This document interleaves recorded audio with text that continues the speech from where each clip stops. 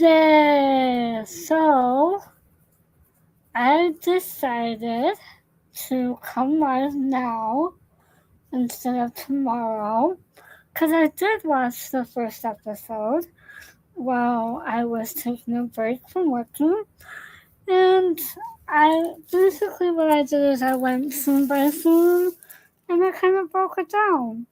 So I'm gonna talk about the first episode of Knots Landing, which is called Pilot. So, like I said before, I have a hard time with the first two seasons and a little bit of the third season because of the whole Sid situation.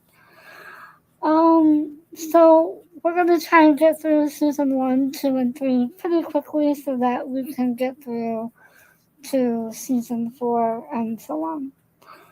So the first episode opens with the theme song, and where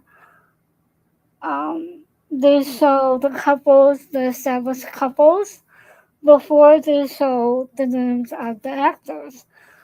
So the actors that I'm most interested in are Michelle Lee, Don Murray, JoanVanArk, and Ted Shackelfield. Those two couples I'm really interested in, especially in the first season, because I just kind of want to see where they're going. So this is gonna help me maybe like come up with things that are a little bit more. Hold on 1 second. I'm gonna go to here. I'm gonna go to my YouTube channel just to see if there's anybody on. I don't think I've seen one. I do see one person on. Let me see how. Go to my channel. Go to my channel. Okay, there we are. I'm live. Okay.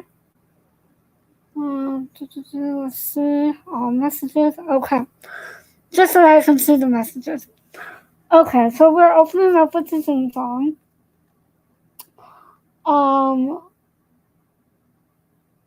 And the one thing that I did know is that the fun fact is that because this is some background information, the episode of Dallas when Miss Ellie gave Gary and Valerie the house in California, that aired the week before the episode, the pilot aired for Knots Landing. So they had to bring in a character from Dallas to help bring all this together, this cohesiveness. And I really like the fact that they chose Bobby, because Bobby was the mainstay for Dallas, even though she got killed off, and then it was a whole dream sequence. And we'll get into the dream sequences here and Knots as well. But so that happened. That kind of plays into a little bit of what's going on. I kind of like not having the camera because I can look at my notes while I'm talking. Yay! I just wish I had more people watching, but that's okay. Um, so the very first couple that were introduced is Sid and Karen, and Sid just comes in. He just seems overwhelmed and sick. He has a cold. So throughout this whole episode, Sid has a cold, and he's overwhelmed. We are vocally introduced to Sid's daughter from another marriage. His daughter is, I found out near the end of the episode that his daughter is actually 18 years old and an adult, and so therefore, while he's trying to have some control over her, it's just not working because number one, he didn't really raise her, and number two, she is technically an adult. Now, this is the only episode that I know of that they really talk about Sid's daughter. I think there's one or two more episodes when Sid's ex-wife comes back, but to visit and try to take Sid from Karen, which we know that it won't work. Then we met Karen right away, and she invites that Karen sees Val and Gary moving in. She comes over after she drives up, and um, she invites Gary, Val, and Bobby over for dinner. And Val and Gary accepted, and then but Bobby had to go back to Dallas. Um, One thing I did notice, like I just talked about, is that Sid's daughter is a handful and is giving Karen a hard time about everything. And I think that's just the whole aspect of she wasn't in their life, wasn't really feeling like she was part of the family. Um, but it's giving us, it's having a strain on Sid and Karen's marriage. Um, And what I've learned is that Karen has always had that fire in her, even before Max. So she always had that play fight, wanting to get her point across the best way that she knew how. And I think part of that is part of Michelle Lee's aspect as well. Just wanting to get the point across, because no matter what I've seen her in, if I've seen her in When No One Would Listen and the Daddy West story, Michelle always had that fire in her. So I think that that's something that she brings to any character and for any season within the Knots Landing series. Um, I feel like one thing that I did note is I feel like Karen and Sid fought more than Mac and Karen did. Like, maybe it's a little bit different because I think that Sid didn't really challenge Karen in the same way that Mac did. Mac really challenged Karen and really called her out on some stuff, but it wasn't like she wouldn't fight just to fight. And I feel like that's where the Sid and Karen relationship is different, where I think that they just have this constant wanting to butt heads. But it doesn't always work out. Um, the other thing that I noticed is that Valine was so innocent and trusting of everyone around her at this time. She just wanted to start her life over, away from the Dallas humans, away from JR, away from Sue Ellen, and just really get on with her life and make a new home for her and Gary, and maybe possibly to have Lucy come and stay with them once they all get settled in. Now, one thing that I did learn in this episode that I really didn't know is that Lucy didn't know that Val and Gary were married again. So I think if it were me, I would kind of be upset about that. Just saying. That's the only flaw that I have with this whole thing. Excuse me. I'm getting my Cassie from Gossip Room in the window while I'm just talking my throat dry. Hey Cassie, you got any tips? um and to me, Darlene and Gary had the big dreams, but then in later seasons, and even in season one, you'll see that they also have broken hearts. So I think that that's kind of ironic that I kind of put that together with the whole big dreams, broken hearts, the Daddy West story. I think that that's the trope of the Darlene and Gary storyline, is that they have all these big dreams, all these good thoughts, all of these wonderful things that they wanted to happen, but then it just never worked out. But I think we'll get there. We'll get there. But then I think when the Dallas reboot came out, I think I'm gonna have to watch the Dallas reboot as well. I think I'm gonna have to go to Dallas after I go through Knots Landing just so that I can get better context of everything.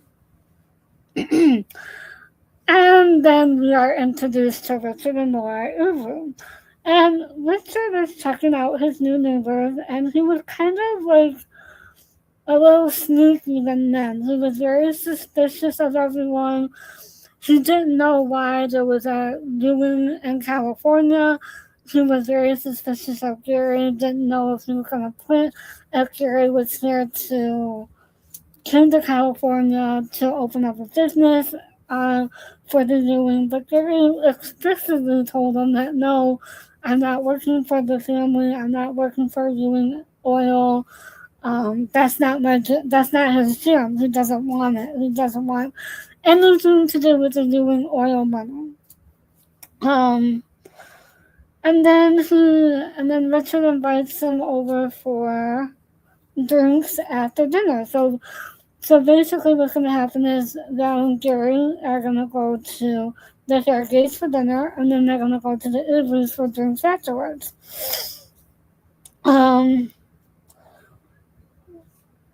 and Val started out so happy in this first season. And then, again, Richard comes back going suspicious.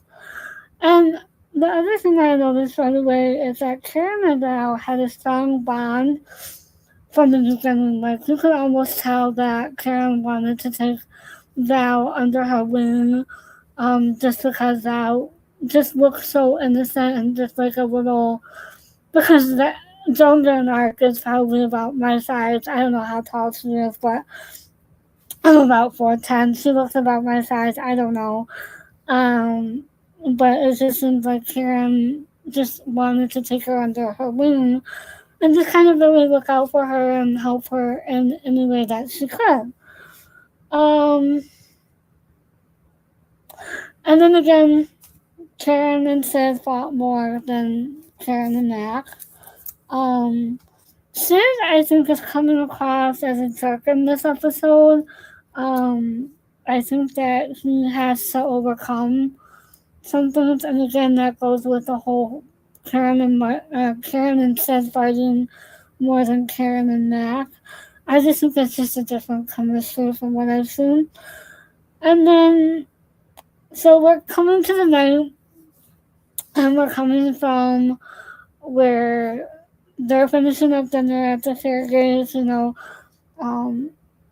Val and Gary is telling, what their story is and how they came together the second time, and they just find it amazing about how Karen just finds it amazing how Gary and Val just found each other again and got back together. And then they go to the Ubers for the drinks, and here, it is a well-known fact that Gary is an alcoholic, and so therefore he cannot drink alcohol. So he was drinking club soda, and we find out later in the episode that he felt that Valen was really looking at him while he was at the bar. So he just felt her eyes on her. Sid did a wonderful thing. He did offer Gary a job at his dealership, so a lot will play out there. We'll get there. Like I said, I've already seen these episodes, so I'm just kind of breaking it down as I go. So this is episode 1. So I'm not going to go into the whole what happened later on. And then while they're at the Ubers for drinks, Annie goes to Kenny and Ginger's house, and Kenny rushes Ginger out the door. And it's insinuated that Annie and Kenny had some sort of affair in the last week or something, and so Annie was coming back for more, so to speak. And then they all go to the Ivers, and Richard is still being Richard and grilling Gary about why he's in California, why is there something going on, is the Newman clan doing something in California? And And then Sid asked Gary, "What's your one?" And I thought that was a cool nod to the show, What's Your One? I'm not sure if that game show was still out when Knots Landing started, but I thought that the writers did a cool thing there and did add that into the show. Once Ginger arrives at the Ubers, and once Ginger arrives there, she announces that she announces that Annie is at her house with Kenny, and then Karen excuses herself, and she goes to get Annie, and she goes over to Kenny and Ginger's house, kicks Annie out of the house, and then from there she has a talk with Kenny saying that, hey, look, you can't be doing this. You can't, be doing all this. So, and then Annie ends up back over at the Avery's house, and then that's when Sid offers Gary a job at his dealership. And then we get back to where the party ends at the Avery's, and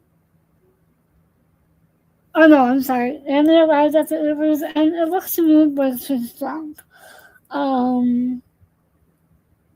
However, while Annie was there, I love the fact that Val reached out to Annie to help make her feel more at ease and maybe become a friend to her, or maybe kind of guide her like she would guide Lucy if Lucy was still around.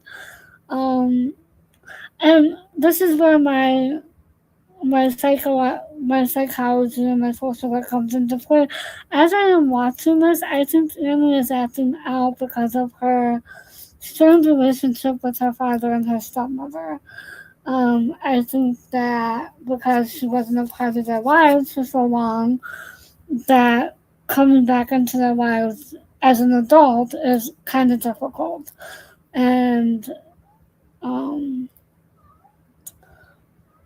then once the party ends, Val tells Gary that she wants to leave Knots Landing because of Annie. They want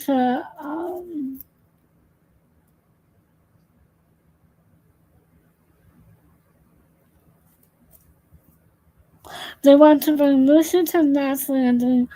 However, they're not sure if this is the right place for them. Well, Val is not sure if this is the right place for them or not because of all the neighborhood situation and because of Annie. She feels like Annie is acting out like how Lucy is kind of acting out in Dallas. And Gary and Val need to trust one another again. I think that it's a good thing that Lucy is still in Dallas because I think that Val and Gary need to work on their relationship, but we kind of know where that's going to go. The Fairgates are back at their house, and Karen wakes up to Annie leaving in the middle of the night and tries to reach out to her and tells Annie, oh, this family, we are your family. You can have this.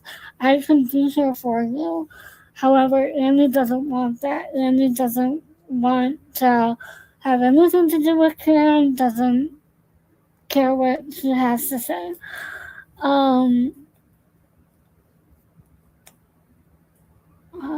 And then Annie wakes Sid up by when she breaks the mirror, and then Sid blames Karen and leaves to go find Annie. My heart goes out to Karen at this point because she's doing everything in her power to protect her daughter who came home drunk with her stepdaughter, and then her husband, who is Diana's father, hits Diana but doesn't punish Annie. Now, make that make sense? It doesn't make sense at all.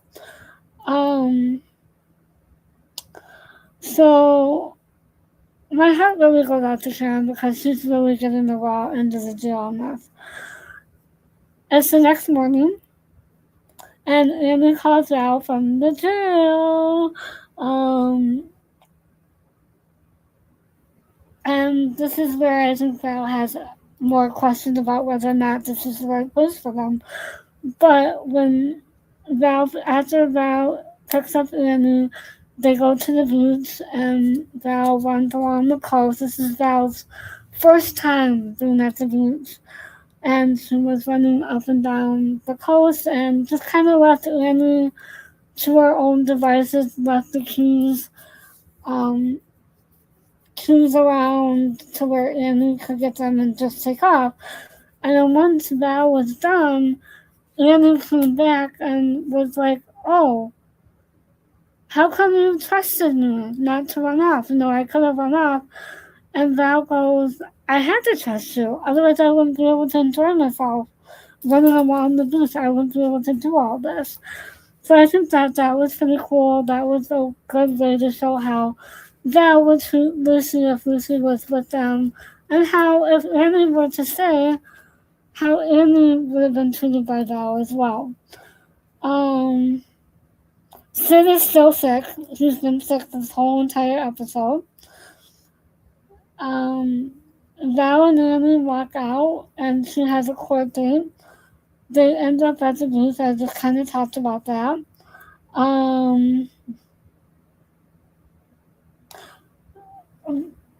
Val smiles at the booth. She looks like I did when I first went to the beach my senior year in high school.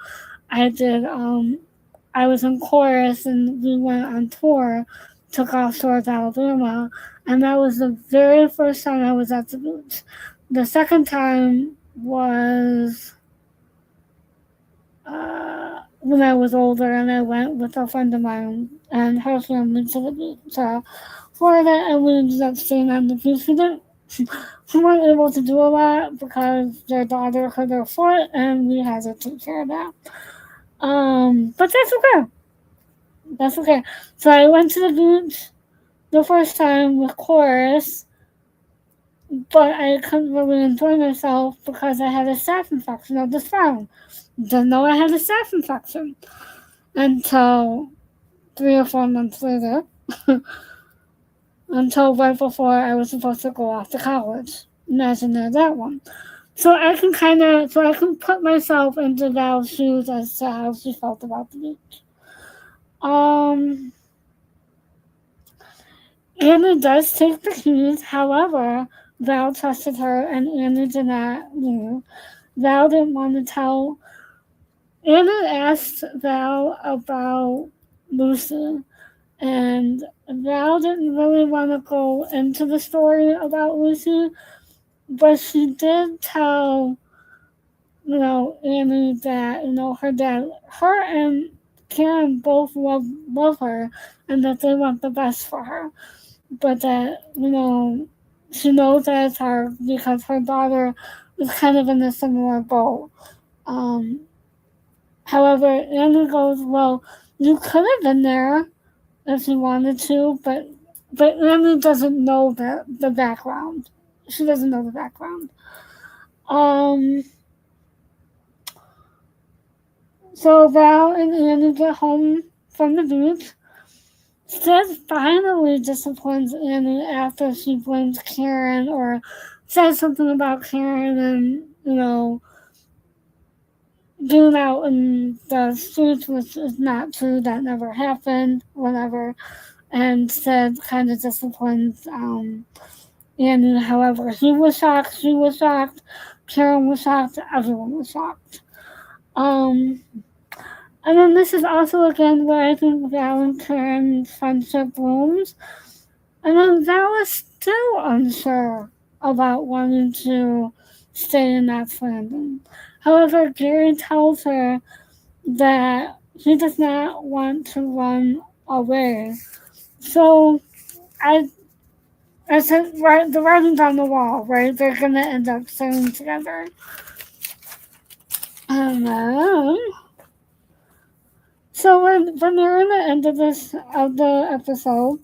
So Sid and Annie have a heart-to-heart in her and Diana's bedroom, and that's where I found out that, Annie is more than 18 years old. I think I found out in this sequence that's when Annie was 18 years old, and it's difficult because I don't think that Sid knows exactly how to handle her.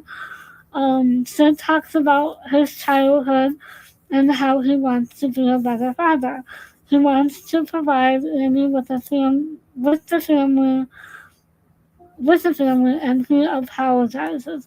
He wants Annie to stay, but she needs to think about it and make that decision on her own. Sid's still ignoring Karen, and however, Karen, I mean, she needs to apologize, but Karen apologizes and Sid says thank you. Then this is where I think that the trope kind of, where I think a little bit of the ad-lib from Michelle Lee starts to come into play with the kissing, but we'll see that more with Mac. But I think she tried it with Don Murray, but he really wasn't into it. I could tell by the way that he responded to it. Um, So then they bust out laughing and start kissing and end up in the backseat of a car, and we all know what happens from there. So all is well now on the cul-de-sac. For now. For now. Um, I'm a sucker for any time that Michelle is in scenes. And then, I'll explain that a little bit after I'm done recapping, and which I'm almost done. Then Karen and Sid come out of the garage after the whole cul-de-sac is viewed and everything is showing that everything's gonna work out for now. They come out of the garage in the car, kind of like Glue style, where they go for a ride. However, they aren't flying high in the sky, but they are flying down the road, and they do talk about kind of what Mac and Karen talk about in one of their scenes when we get to season 6, where Sid talks about how his back is hurting now that his cold is gone, but his back is hurting. And then they start laughing again, and then Karen gets Sid's cold. Duh. That's how I think that why we can interpret what happened after the garage door closed. Um, I did some research, and it does say that Michelle wanted to portray a realistic marriage from day one, whether it be with Don Murray or Kevin Dobson. But honestly, she had better chemistry with Kevin Dobson, in my opinion. Okay, so as I'm gonna spend a couple of minutes as my findings and my reaction for the actors. Miss VanArk did really, really well with Nelson's. I think that coming off of a huge issue in Dallas, I can see where Valley would be skeptical about being in the new neighborhood, not knowing what's going on, not really understanding the cul-de-sac lifestyle because, she didn't grow up on the cul-de-sac. And then I think she ended up on the ranch for a little bit, or she was going to had they stayed in Dallas. So she really didn't have neighbors that were really all that close to her. So I think that kind of scared her a little bit, and I can see why she was kind of skittish. Now, I didn't grow up on a cul-de-sac. I almost did, but I didn't. We moved to a street that was not a cul-de-sac, but it kind of like our elementary school was behind, like down the road, turn left, then turn right, and there was this elementary school, and then our my middle school, because my brother didn't end up going there because we lost my dad and we moved closer to where my mom worked. So then we moved. So then I went to middle school and it was right across the street, right across the business street, because I lived off of 9 Mile, not 8 Mile, but 9 Mile. Um, so I was just 1 mile over from 8 Mile. And then, but we did have friends in the neighborhood. We did have really, really good friends across the street.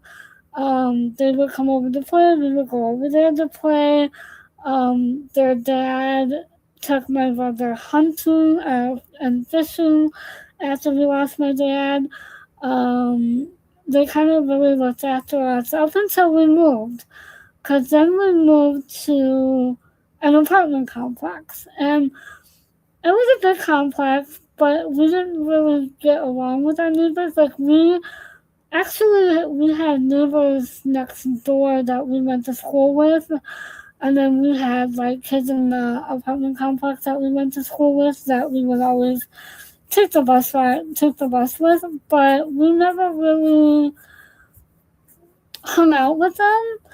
And I think a lot of that had to do with the fact that um, when we first got there, we were shy. I wish we had a Karen that would say, "Hey, welcome to the complex. We would love to, spend time with you." But what we did have was we lived behind the cul-de-sac. So our apartment complex um, butted up against tennis courts and baseball fields, and then behind those tennis courts and baseball fields was a subdivision that um, and some parts of the subdivision it was a cul-de-sac. And so we actually had good family friends that my grandparents were best friends with their grandparents. Then my mom was best friends with um, their mom. Their parents lived in the same in that cul-de-sac. And then their daughters were mine and my brother's babysitters. So our families really went back. Like my mom and our babysitter's mom grew up together, so our families kind of went way back. So we kind of did have that, but we didn't have it in the apartment complex. And then we moved to two different houses and not too far from there, and it was dead end roads, but it wasn't a cul-de-sac. So, and we didn't know our neighbors. Um, and we were still finishing up school in the same school district that we started at when we moved to the apartment complex, even though we moved out of the city. It just didn't make any sense for me to not finish out my senior year and then my brother to finish out his senior year. I was involved in ROTC, he was involved in soccer, lacrosse. I don't know what all he was involved in, but he was involved in a lot of different sports, and then he was an assistant coach for tennis while he was there. So we just kind of stayed at the same school district, so we didn't really have friends within the city that we moved to after we left the apartment complex. And then we moved to townhouses that were built together. Now we did have really, really good neighbors in our townhouse.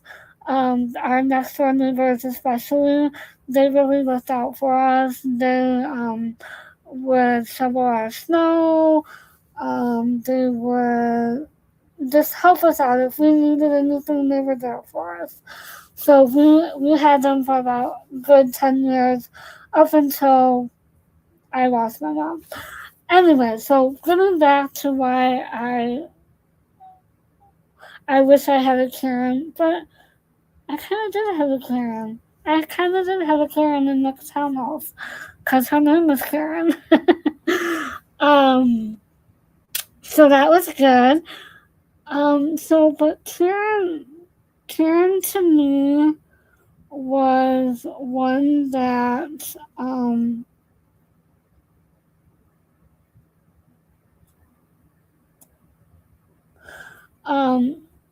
Karen to me was one that really cared about her children, put her children first, and really was the mom that I feel like I needed and I wanted. So that's why I think I relate to Karen Soon's more. I don't really relate to Sid all that much. I maybe in later episodes I will, but I don't really relate to Sid. I can't. I don't know why. There's something about him. He's too rough. He's too rough, and the way that they introduced him, I think had he been introduced in a different way, it would have been different. Um, and then we got the Avery's. Richard Avery just cracks me up because he's always fuss of everybody and anything around him. So he just cracks me up. That's all. And then poor Laura, instead of poor Val in the beginning of the series, it's poor Laura. Because I don't think that, you know, I don't think they had a really good marriage to start out with. And the fact that she stayed with him for so long, and I don't care what he did to her, an older student, she should have gotten out of that marriage a long, long time ago. And that's my opinion, and I'm sticking to it.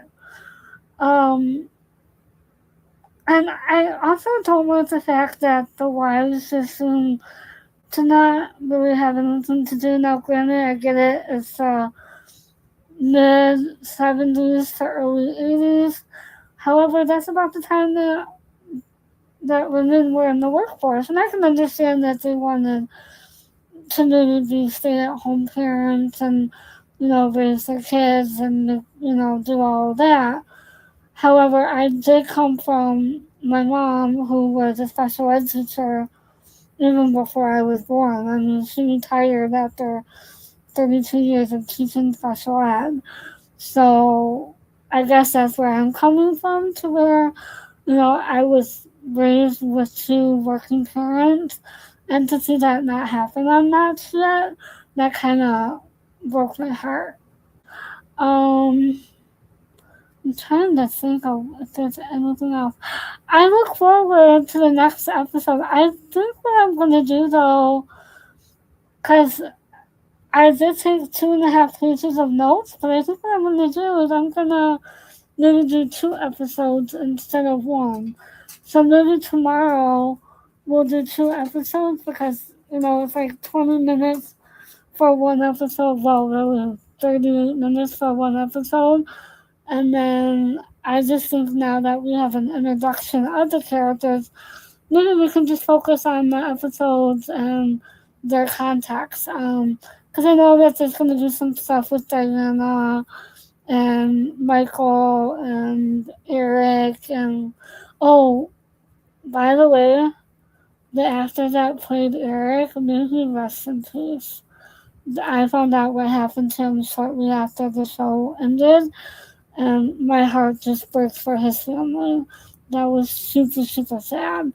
So I hope that he is resting in peace, and my heart goes out to his family and friends. I know it's many, many years later, but still, um, that's where it's at.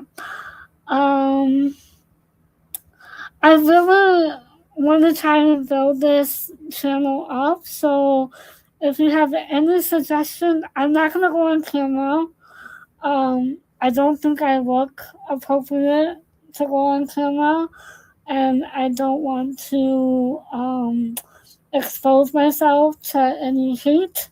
So therefore, I'm just gonna leave my little picture with Taylor and Jason Howard in the background there.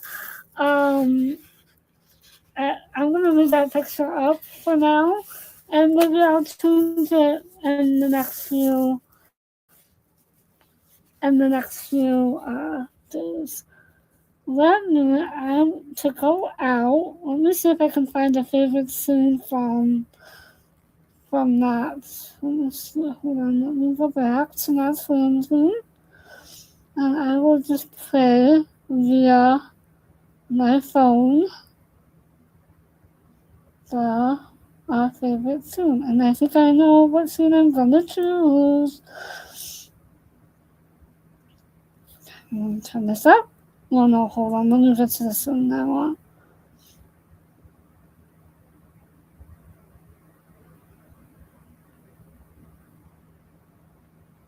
Thank you for bearing with me. Okay. I think I'm almost there. Blah, blah, blah, blah, blah, blah, blah. Okay, here we go. Alright, this is the scene I want to play for you guys. I hope you can hear it.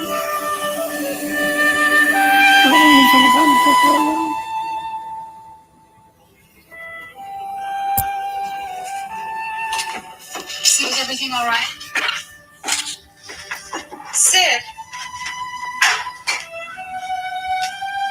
This is my favorite scene of the whole show, of the whole episode.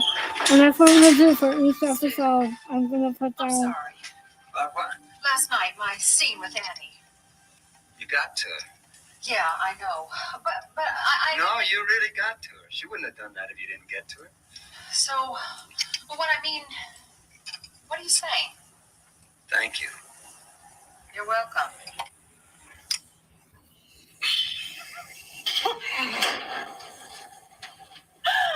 Oh.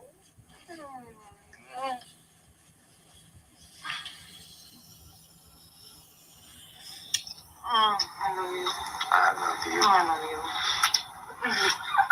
Want to go for a ride? Huh? A ride? Oh, you're cute. Come on, give it a try. You've never once ridden in it. Come on, let's give it a try. You gotta be kidding. Well, let's compromise. How? We'll try the back seat. Oh, yeah.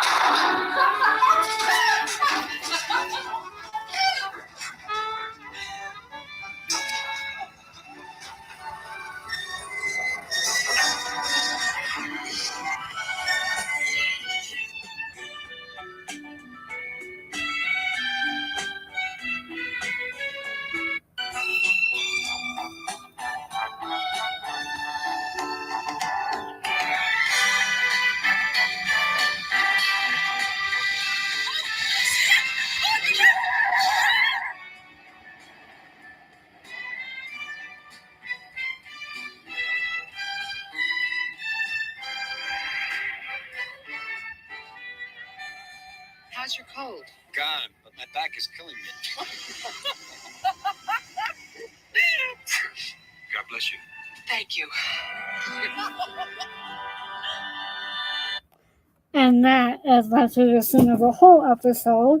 And I'm gonna try and play a scene from every episode of Knots Landing that I think is a good scene and one that should be highlighted.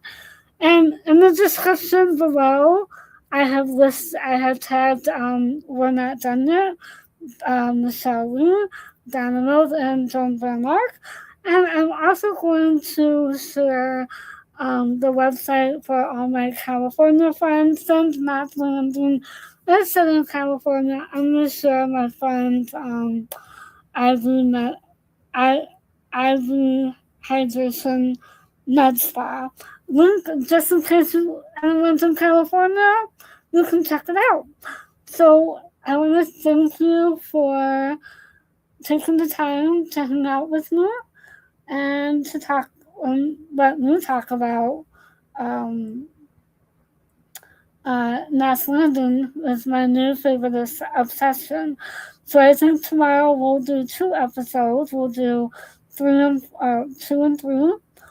And I'm going to do the same thing, watch it, then write down my notes, come on, just kind of break it down and talk about what I thought about the episode after the fact and the characters and what they're going through. And then I'll play after I do episode 2. We'll do that. I'll play a scene from episode 2, and then we'll go into episode 3, and then we'll talk about it. We'll do a scene, and we'll do our favorite scene from episode 3. So I'm really hoping to gain attraction. So please like this video. Please subscribe. Like this video. Share it out. Tell your friends. Let's get the word of Knots Landing out there. We need to get Knots out there because there's not really. I'm also going to tag the Suzu Circle YouTube channel because I think that they're a good channel as well. So Suzu, the We're Not Done Yet podcast. And I think those are really the only two channels that really talk about Knots Landing. So this is my way of bringing that to you guys. So, like I said, if you have any questions or concerns, I don't know what. Hold on. Let me see. Oh, I didn't have any comments come in, so I was just wanting to make sure. So yeah, I just see that there is one person, but now there's probably two because I'm looking at it. Jason Howard and Whoops. That I'm looking at it now. So, anyways, so yeah. So I look forward to this sermon, and like I said, subscribe to the channel, like this video, leave a comment, and share it out. Let's get the word out. Thank you so much, and I hope you guys have a great rest of your Saturday and a great day tomorrow. And who knows, maybe I'll see you around 12 o'clock Eastern Standard Time tomorrow, like I was supposed to do yesterday. Or, I was supposed to do that tomorrow. So I'm new to this, so you're all going to have to bear with me. And yes, if I'm really, really tired, you're going to hear a southern accent. So, hello. And my friend Taylor, she's from Tennessee, Franklin, Tennessee. So, yeah. All right, y'all. Have a great day. I love you guys, and let's share it out. Have a Knots Landing type of day.